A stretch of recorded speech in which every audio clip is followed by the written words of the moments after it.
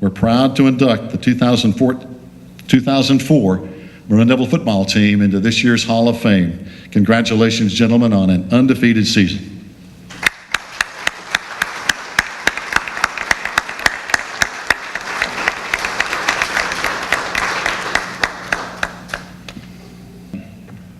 It's hard to talk for a team. It's easier to speak about an individual accomplishments, but it's really hard to talk about a team. I think that what we did that year is pretty self-explanatory.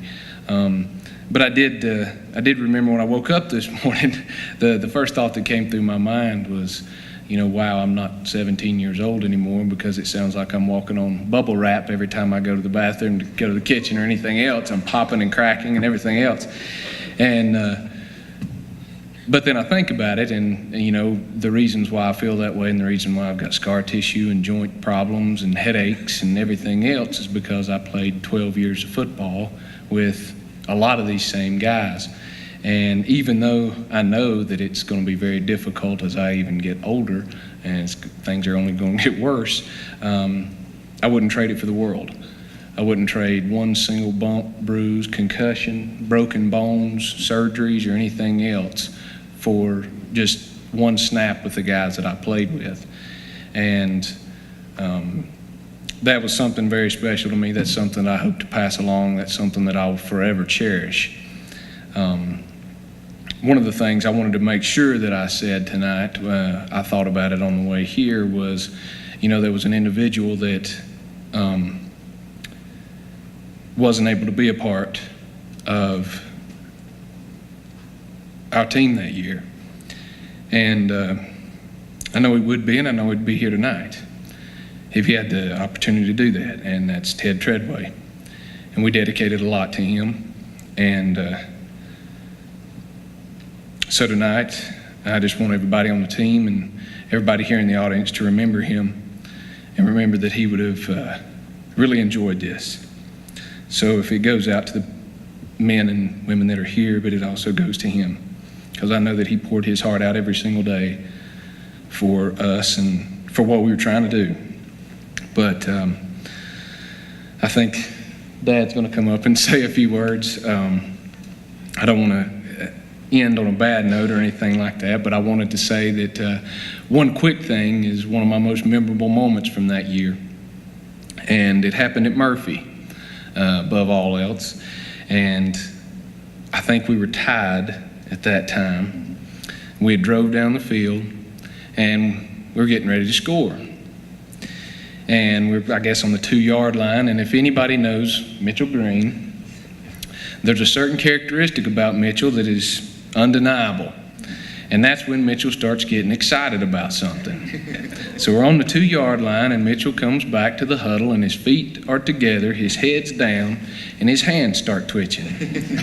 And I'm looking at him, and I know that he's very excited about something, so I start getting excited. And I was like, all right, we're fixing to score, we're fixing to beat Murphy and really put them in their place right here. I didn't have any idea what was about to happen next. Mitchell walks up to the line. We called a veer to the left side.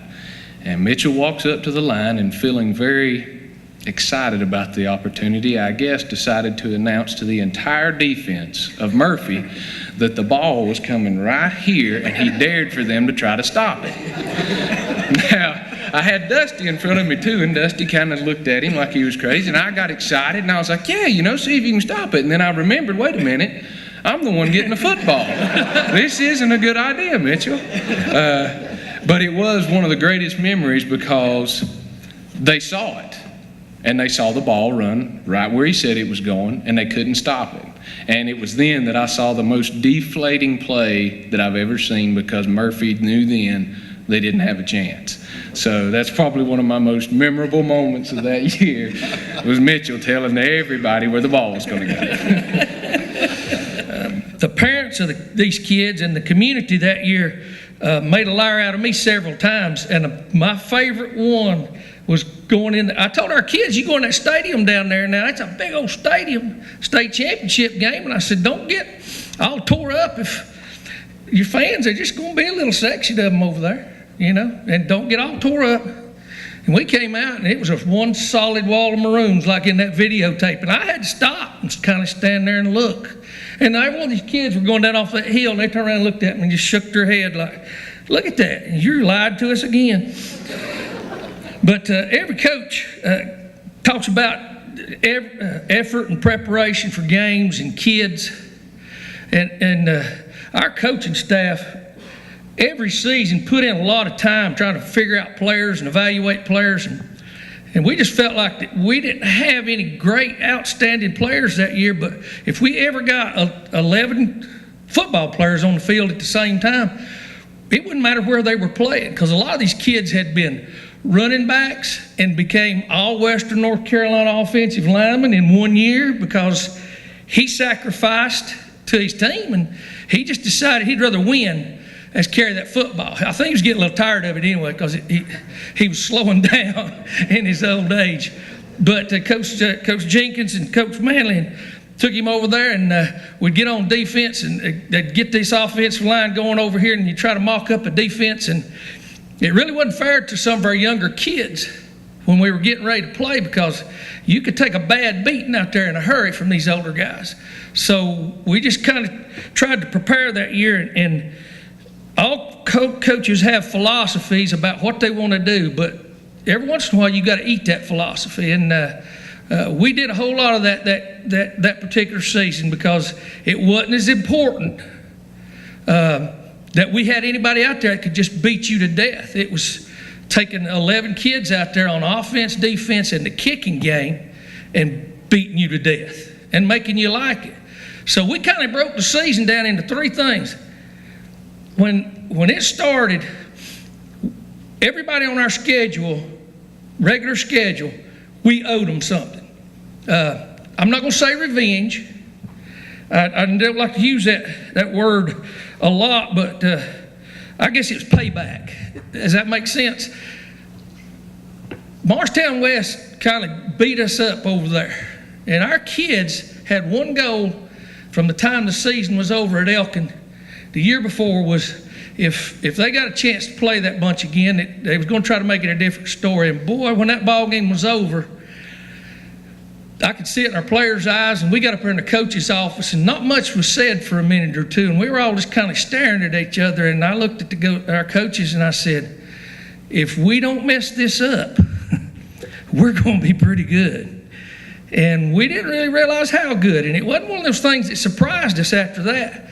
But every week, I didn't want our players to beat themselves, and none of our coaches did. So Coach Blankenship would tear practice up every now and then and get something started out there and aggravate them.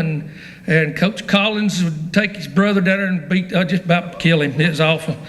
We'd have to go there and make him stop. And Coach Jenkins is over there whistling, running up and down the field when he didn't have gout so bad.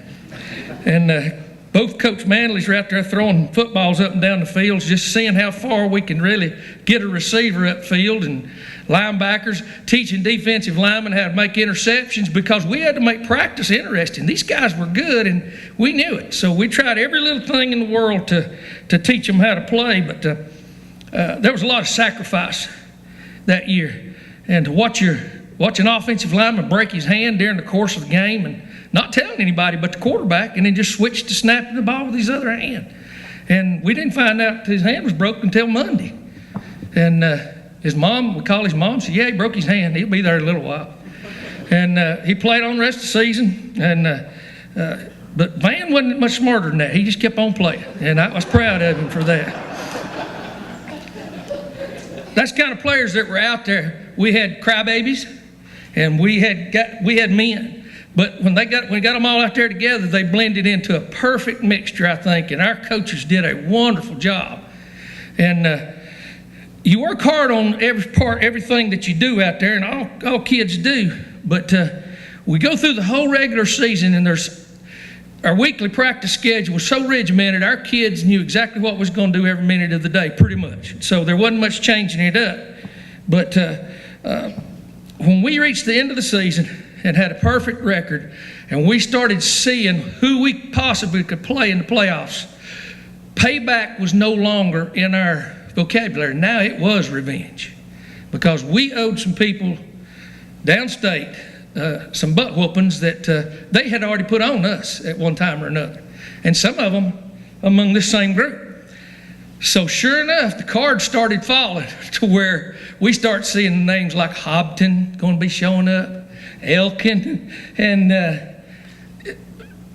all I had to do was make sure there was gas in the bus and air in the footballs. And I really didn't do that, because Summer made sure there's air in the footballs and Colin put the gas in the bus. So it was an easy job after that point. It really was. But that state championship game was probably the best coaching job our coaching staff ever did. And it was not the game plan. And our kids executed it as well as they could under the conditions. And then in the second half, they really did.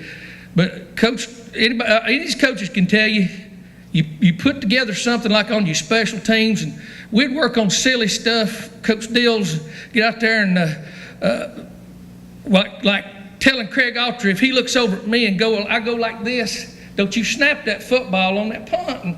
And nobody's ever going to use that, you know. Who's going to do that?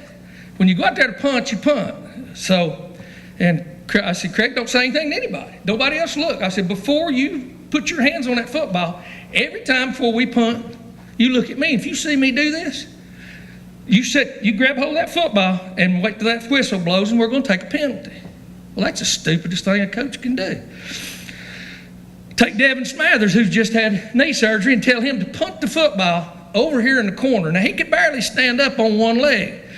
And we worked on this stuff. We worked on it every day after we got Devin back. And Earl King's in here. Earl had been out all season with surgery. And we've got Earl out there playing and telling him to rush a punter. Now, he ain't got but one good leg and then another one about that big around. And Earl wasn't real fast now. Earl wasn't real quick. But he decided to do what we told him. So when this ball game's going on anyway, it's tied up down there. And you saw the videotape. But what a lot of people don't realize is right before, how they ended up pinned down there is everything we had worked on at special teams, we had to use. Because I look up and we're going to fake a punt now. That's another stupid thing. See, I shouldn't even be telling on myself. We were going to fake that punt, folks, and our kids can tell you that's what was going to happen. And I look out there, and we ain't got nobody fooled. They walked everybody up there. We weren't going anywhere. So old Craig did exactly what he said. I told him to. He looks at me, and I go like this. Well, Craig reaches down, starts to grab the ball, and he raises up, and he looks over at me again. This time he pulls his helmet down so he can see through his face mask. And I started off the numbers and went. I was walking back. He goes, He bent over the ball there, and every kid out there screaming, Craig, snap the ball, the clock's running there, snap the ball. He said, nope. You see he's shaking his head like this. Nope. Look at the tape if you don't believe me. He's shaking his head. Nope. Well, the whistle blows, and they're all screaming at Craig. And, of course, Craig points at me like that. And so I tell him, we're going to take a 5-yard penalty. We're going to try to punt this thing down here in the corner. What Devin do? He put it right over in the corner on about the 2-yard line. And all of a sudden, I was a good coach again. But that last play, and my wife and family and about everybody's in those stands that day can tell you there's a lot of voodoo went on in that game.